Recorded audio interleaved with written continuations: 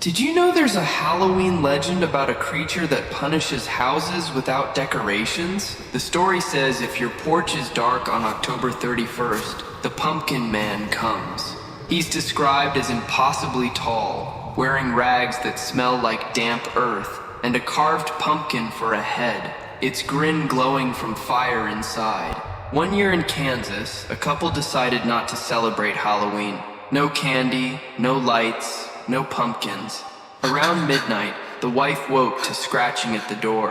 When she peeked through the blinds, she saw a huge shadow in the yard, holding a sack that dripped dark liquid onto the grass. She told her husband, who laughed it off. But in the morning, they found claw marks down their front door, and the words, "Carve or be carved," smeared in orange pulp across the glass. Neighbors claimed they saw the couple that night, standing motionless on their porch, faces pale, eyes empty, with jack-o'-lanterns carved where their heads should have been. The house was abandoned weeks later, but every Halloween a glowing pumpkin still appears on the porch. So if you don't want a visit from the Pumpkin Man, better light your jack-o'-lantern before midnight.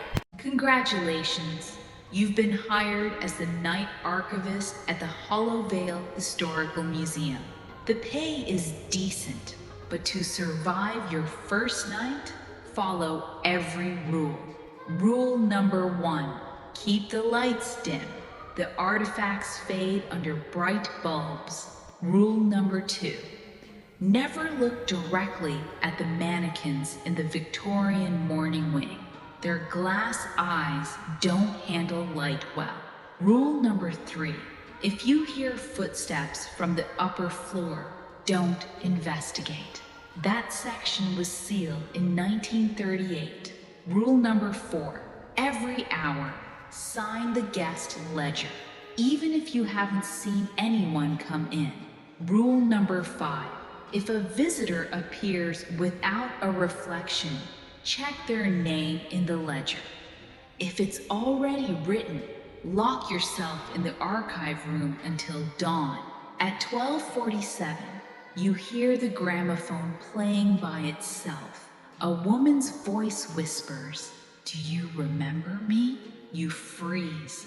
The mannequins have turned toward the doorway, veils draped low like they're mourning someone new. Your name glows faintly on the ledger. The ink is still wet. The gramophone stops. The air shifts. In the archive glass, you see another version of yourself, smiling. Rule number 6, never forget to sign out before sunrise. Because if you don't, the museum keeps your entry and your body forever. This is a true story that of a singer who had her first drink at the age of 14, but he didn't do it for fun. He did so because he could not bear the thought of losing his parents. Every night, I dreamed of his death over and over again until it breaks inside. Her parents, desperate to help her, was sent to a boarding school to stop drinking. But there, the only thing he learned went to live with loneliness. When he finally dies, moved to Long Island to live with his uncle, working long hours as a waitress while trying to resist. He studied philosophy and meta, by the delicate link between nature and technology. In the evenings, wrote poems and verses relentlessly that seemed to be whispered by something divine. He sang those words in small nightclubs, without imagining that one day they would change his life forever, until one night, a producer heard his voice and offered him a record deal.